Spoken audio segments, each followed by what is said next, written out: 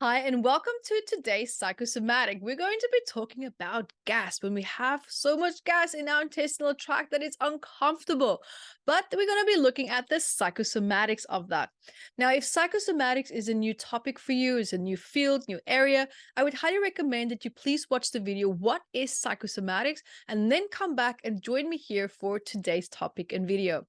Now, if you are familiar with it and with my work as well, with this big book of 679 medical ailments and the psychosomatic stress of that for adults, and you can grab this book on Amazon or evettebooks.com, then you're going to really enjoy this topic for today. And just also briefly, I invite you to also join me for my intuitive body workshop. This is so much fun. Here you're going to be learning actually how to read the body like a book, how to read psychosomatic messages, how to blast open your intuition, like even reading the messages of your own body or someone else's. It's a lot of fun. And then also remember our weekly Wednesdays masterclasses. It's absolutely free. It's fast track masterclasses, and we end each masterclass also with a healing meditation. So there we're going to be learning quite a lot about challenges that we have in life and how to overcome them. So now let's have a look at gas and what is the message that is there? What is going on? So when you have struggling with gas, you now know that you're dealing with having a lot of multiple emotions that is going through your mind, through your body, through your heart, and you feel very conflicted. There's a part of you that's always just now giving too much. You're always finding yourself in situations that you don't want to be in because you can't say no. And maybe you always don't say yes when you also should. There's a huge confusion as well in terms of where does your boundary stop and start? And what's happening now is that you find yourself constantly overwhelmed and overloaded with things that don't hold meaning for you. These things are not meaningful. It means things, it might have value or meaning to someone else. And that is what you value. It's not actually what you're doing. It's more so what you're trying to contribute to other people's lives.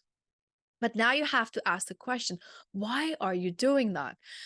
Normally, the reason behind that is in what is this universal need that we all have is a need for acceptance. It's a need to be loved, and it's also a need to fit in. But there's this pattern where you always feel almost like the square peg that's trying to go through the circle, right? So you always feel like you just can't quite find your place where you are. You feel that you're never enough as you are. And this always creates a sense of awkwardness within you. Like this, you always feel awkward where you go because you just don't know how to click in, how to just fit in, how to say all the right things. Why?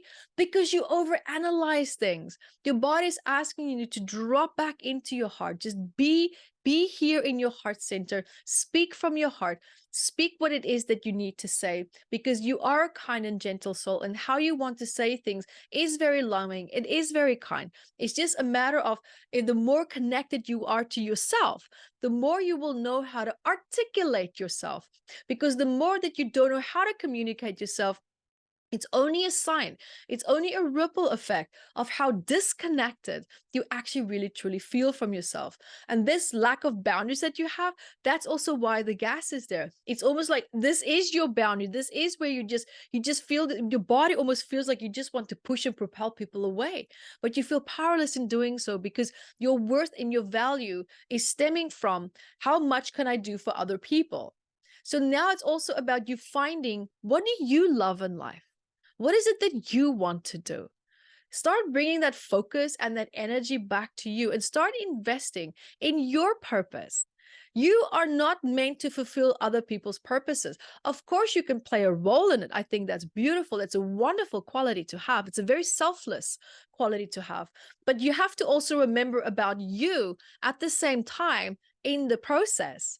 So where's your focus and energy? Because if you look at that, you'll see 90% of it is off where it shouldn't be, and 10% of it's only with you. So it's time for you now to start to cultivate a life that you love, a life that you feel fulfilled in, a life that you feel that you can just ease into, because your life has been so fast, so high paced, go, go, go. It's time to catch your breath. Catch your breath. Because even if you might feel, well, I'm not really that busy, well, your thoughts are. Something is holding you occupied. Something is keeping you in this go, go, go, do, do, do state, even if it's mentally. So All these thoughts, drop them into your heart. Come back home because the heart is where the home center is. And we connect back to what is important to you because you forgot what's important to you. It's not other people.